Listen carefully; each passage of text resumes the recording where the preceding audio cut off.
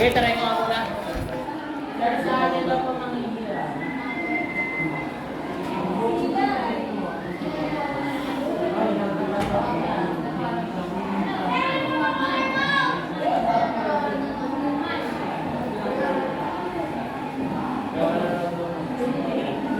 Ayan, pwede pala eh.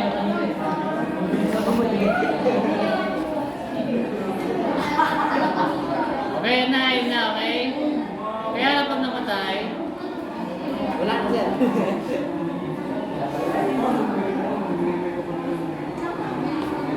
okay, okay, so ano?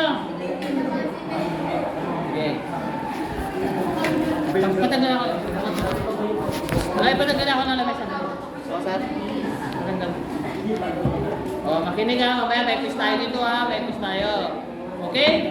So para lang may idea kayo kung ano yung mga pwede natin gawin na articles sa mga different kinds of mga recycle, no? Or material. Okay? So, in these articles, okay.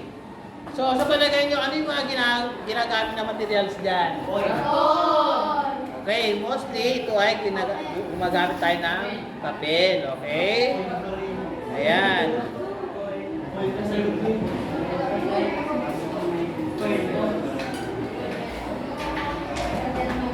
Ayan, papel no, okay? So kung titignan nyo, everybody what is paper?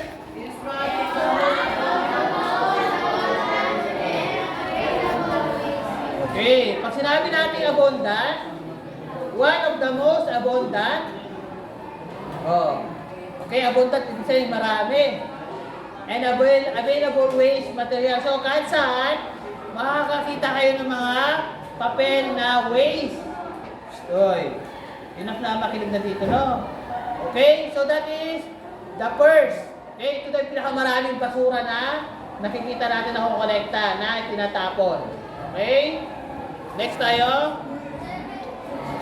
Saka na kayo magsulat, no? Mag-discuss muna tayo, okay?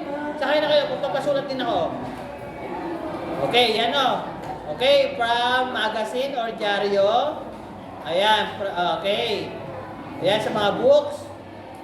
Ayan sa mga, okay, mga document. Okay, mga karton. Okay? So, ano yung mga pwede yung gawin dito? Okay, so ito daw. Okay, yan. This basket ay galing sa, o gawa sa papel. Oh. Ayan, lahat yan gawa.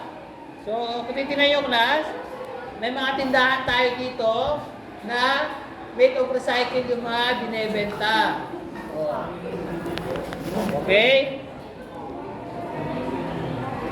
Aside dyan, ayan pa. Ayan, galing din papel yan. Okay? Ayan.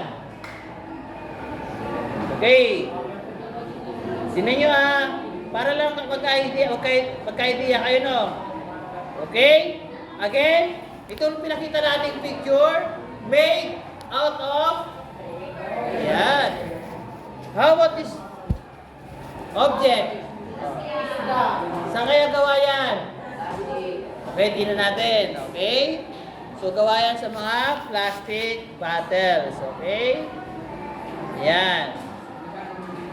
Or plastic container.